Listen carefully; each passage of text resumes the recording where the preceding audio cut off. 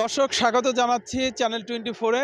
আপনারা জানেন দীর্ঘ 17 বছর পরে বিএনপির ভারপ্রাপ্ত চেয়ারম্যান তারেক রহমান এদেশে আসলেন এবং লক্ষ কোটি সাধারণ মানুষেরও তিনি মন জয় করলেন। আসলে সাধারণ মানুষ যেটি বলছেন, তিনি আসলেন, দেখলেন এবং সাধারণ মানুষের মন জয় করলেন, এমনটাই বলছে। আমি এই মুহূর্তে রয়েছি দেশের অন্যতম দক্ষিণ পশ্চিম অঞ্চলের যোগাযোগের অন্যতম মাধ্যম পদ্মা সেতুর জাজিরা প্রান্তে।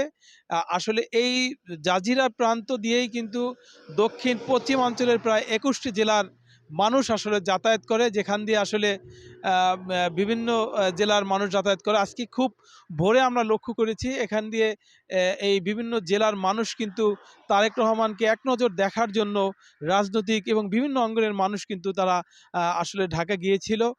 এখন কিন্তু আসলে অনেকে ঢাকা থেকে ফিরছে। নতুন এবং ফিরে আসা গ্রাহকদের জন্য নগদে চলছে ক্যাশব্যাক সহ প্রতিদিন হাজারো উপহার জেতার সুযোগ। হবে আশা আর ফেরা, সারপ্রাইজ সেরা।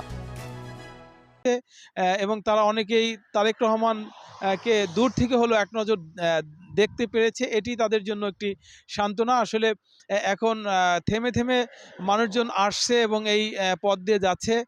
তো নেতাকর্মীরা যেটি বলছে, তারেক রহমান শুধু একজন ব্যক্তির প্রত্যাবর্তন হয়নি, একটি আসলে একজন ব্যক্তিকে কেন্দ্র করে মানুষের যে আশা আকাঙ্ক্ষার প্রতিফলন, সেটি কিন্তু তারা তার আগমনকে ঘিরে আশান্বিত হচ্ছে এবং তারা কিন্তু অনেকেই যেটি আমাদেরকে বলেছে, তারেক রহমানের এই ফিরে আসার মধ্য দিয়ে রাজনীতির পালে একটি নতুন আসলে দিগন্ত উন্মোচিত হবে এবং তিনি কিন্তু যে বার্তাটি দিয়েছেন যে তিনি সকলকে নিয়ে, সাধারণ মানুষকে এবং বিভিন্ন দলের মানুষকে নিয়ে তিনি দেশ বিনির্মাণে ভূমিকা রাখবে, সেটি কিন্তু আমরা লক্ষ্য করছি। আসলে আমরা এখন দেখছি বিভিন্ন ধরনের পরিবহন কিন্তু এই দক্ষিণ পশ্চিম অঞ্চলের দিকে আসছে এবং অনেকে সেই পরিবহন কিন্তু এই নেতাকর্মী সহ সাধারণ মানুষও ছিল।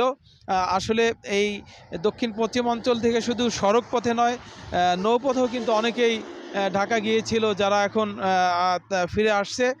তো আমার কাছে জাজিরা প্রান্তের এই শরীয়তপুরের যে জাজিরা প্রান্ত, অর্থাৎ এখন পর্যন্ত তারেক রহমানকে ঘিরে এই ছিল আমার কাছে সার্বিক অবস্থা। আগামীতে নতুন কোনো আপডেট বিষয় নিয়ে আপনাদের সামনে উপস্থিত হবে। তো এই ছিল আমার কাছে।